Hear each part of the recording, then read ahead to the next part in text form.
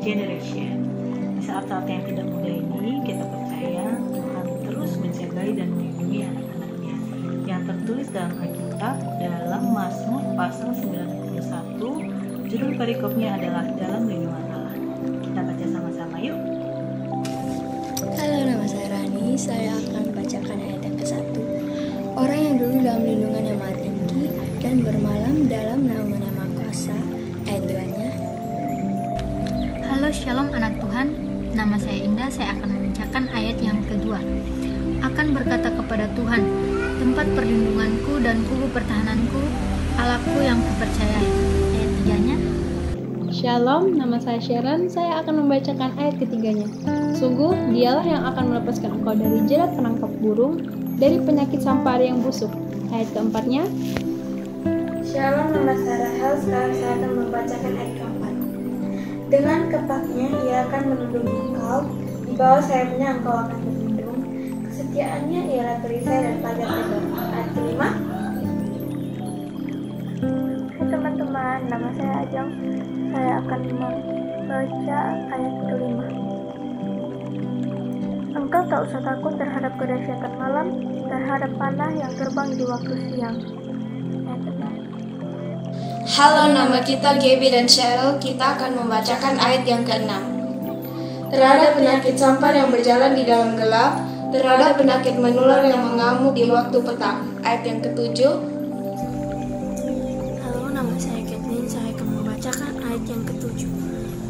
Walau 1000 orang rebah di sisimu dan 10.000 di sebelah kananmu, tetapi itu tidak akan menimpa. Ayat selanjutnya. Shalom, nama saya Angel. Saya akan membacakan ayat yang ke-8. Engkau hanya menontonnya dengan matamu sendiri dan melihat pembalasan terhadap orang-orang fasik. Ayat yang ke-9. Halo, nama saya Honor. Saya akan membaca ayat ke-9. Sebab Tuhan ialah tempat perlindunganmu, yang maha tinggi telah kau buat tempat perteduhanmu. Ayat ke-10. Halo, nama saya Linda. Saya akan membacakan ayat yang ke-10. Malapetaka tidak akan menimpa kamu, dan tulah tidak akan mendekat kepada kemahmu. Ayat yang ke-11. Shalom, nama saya Bayu. Saya akan membacakan ayatnya yang ke-11. Sebab malaikat-malaikatnya akan diperintahkannya kepadamu untuk menjaga engkau di segala jalanmu. Ayatnya yang ke-12. Shalom, saya Mbusya Putra. Ayat yang ke-12. Mereka akan menatang engkau di atas tangannya, supaya kakimu jangan terantuk kepada batu. Ayat yang ke-13. Shalom, nama saya Renaldi. Saya akan membacakan ayat yang ke-13. Singa dan ular telung akan kau langkai. Engkau akan menginjak anak singa dan ular naga. Ayat yang ke-14. Shalom, nama saya Raini. Saya akan membacakan ayat yang ke-14. Sungguh hatinya melekat kepadaku, maka aku akan meluputkannya. Aku akan membentenginya sebab ia mengenal namaku. Ayat yang ke-15.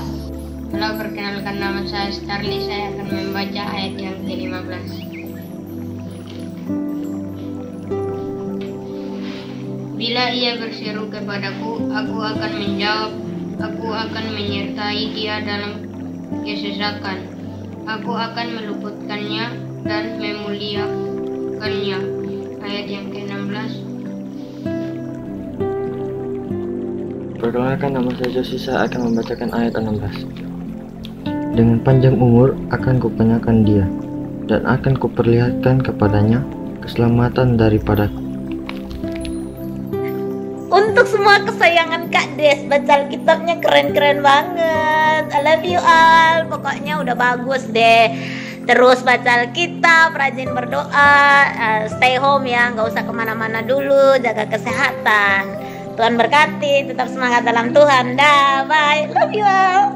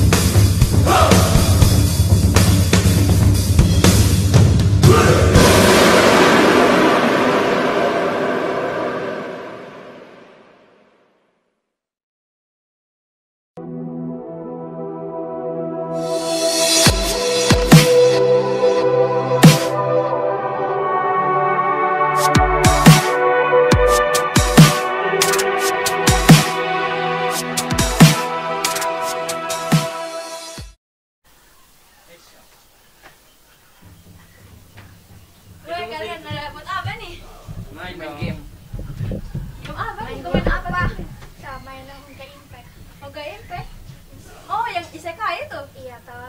Oh, saya tahu. Kamu tahu itu isekai? Yang di anime kan? Nah, iya itu tuh. Kalian pada bahas apa sih? Kita udah ngomong anime. Kalau saya nggak terlalu ngerti sama anime, bisa kasih tahu sedikit mungkin supaya bisa nyambung lah kalau kita ngomong. Bisa. Suka anime genre apa? Kalau saya sih suka yang slice of life, drama, sama romance. Kalau saya suka yang komedi, isekai, sama action. Kalau kalian? Kalau saya sih suka yang super power sama action gitu. Kalau saya sukanya genrenya yang hero to hero, kayak pahlawan gitu, pahlawan yang dia bersama teman-temannya mencapai suatu impian atau apa tuh.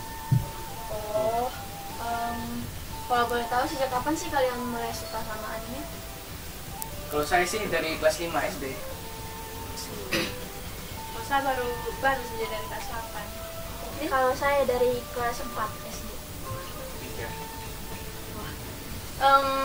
Mungkin pas kalian nonton anime tuh, apa sih yang bisa kalian dapat dari anime itu? Mungkin kayak bisa belajar bahasa Jepang atau mungkin tahu budayanya. Iya sih, dari anime itu kita bisa ambil pelajaran-pelajaran dari kehidupannya tokoh utamanya. Dia itu seperti kita tidak boleh pantang menyerah, terus kita tuh harus setia kawan dan lain-lain. Dan biasa juga ada yang tokoh utamanya itu suka menolong orang gitu. Jadi kita juga harus belajar dari hal tersebut. Dan kita juga bisa belajar bahasa Jepang dengan sedikit-sedikit. Oh, jadi sambil nonton itu kalian bisa dapat banyak hal juga ya? Iya. Kalau bagaimana sih kalau hobi anime itu bisa menjadi berkat buat orang lain? Kita bisa, contohnya kita bisa ajar orang bahasa Jepang. Misalnya kalau kita sudah bisa bahasa Jepang karena kita nonton anime, kita bisa ajar juga orang lain yang pengen belajar bahasa Jepang juga. Bisa. Menolong orang lain. Gimana tuh? Kalau orang ada kesulitan begitu kita bantu begitu.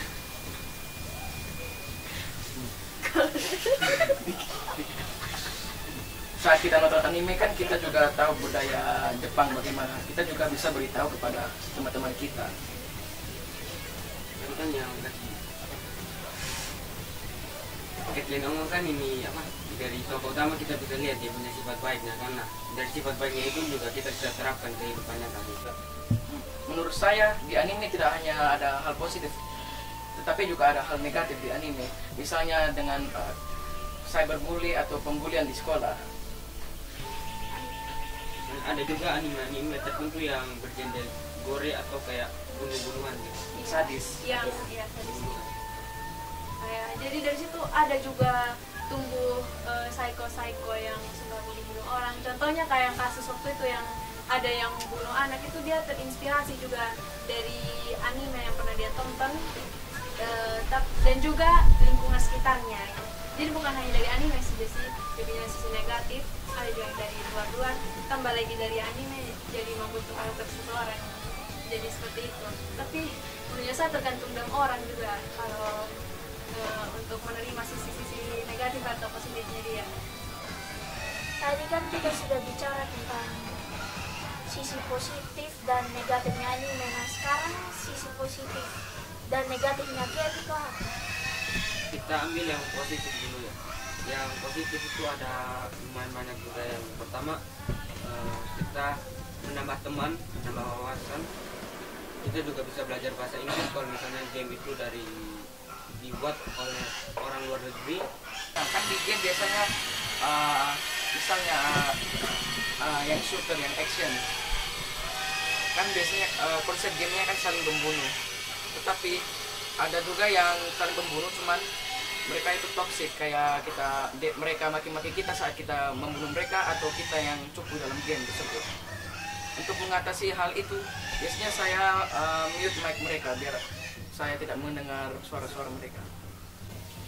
Kalau dari bahasa sama budaya, apa yang sudah kalian belajar nih? Coba bisa sebutkan satu kalimat aja. Jadi yang budaya itu salah satunya budaya Jepang kalau mengucapkan selamat pagi, selamat siang atau selamat malam. Maksudnya kayak kalau selamat pagi itu ohayo, selamat siang itu konnichiwa, dan selamat malam itu konbanwa. Terus kalau berterima kasih itu harus kayak arigatou. Jadi sama, sedikit sama Korea ya? Iya, mirip-mirip. Coba dong kalian perkenalkan diri gitu pakai bahasa Jepang. Kalau saya sendiri kan suka sama Korea. Biasanya kalau perkenalkan diri itu mengucapkan salam duluan kan annyeonghaseyo kayak gitu. Terus kalau terima kasih itu harus tunduk gini kan, itu sama budaya Jepang kan. Coba dong salah satu perkenalkan diri pakai bahasa Jepang. Kalau dari Jepang itu ini pertama hajimemashite itu kayak salam kenal gitu. Terus hajimemashite watashi wa artinya saya, Aldi desu. Kalau bahasa Korea selamat makan itu selamat kesmida. Kalau mungkin kalau selamat tidur,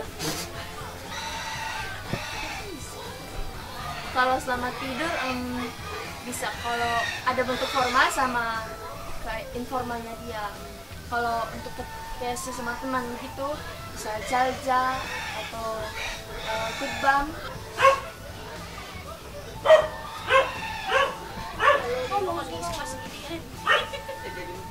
Yang dan masih Pasti ya. Apa yang kalian suka di anime itu siapa sih? Terus apa yang bisa kamu pelajari dari tokoh tersebut? Kalau saya sih dari tokoh My Hero Academia yang namanya Todoroki. Dia itu pantang menyerah dan bisa mensupport tokoh utamanya yang bernama Midoriya.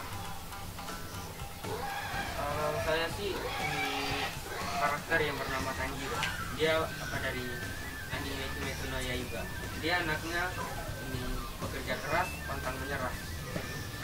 Kalau saya itu saya suka Nezuko dari Kimetsu no Yaiba karena dia tuh bisa melawan kekuatan iblis yang ada di dirinya dia, dan dia tetap bisa menghasilkan saudara laki-lakinya. Mungkin di antara kalian ini sudah ada yang pernah ikut turnamen game nggak?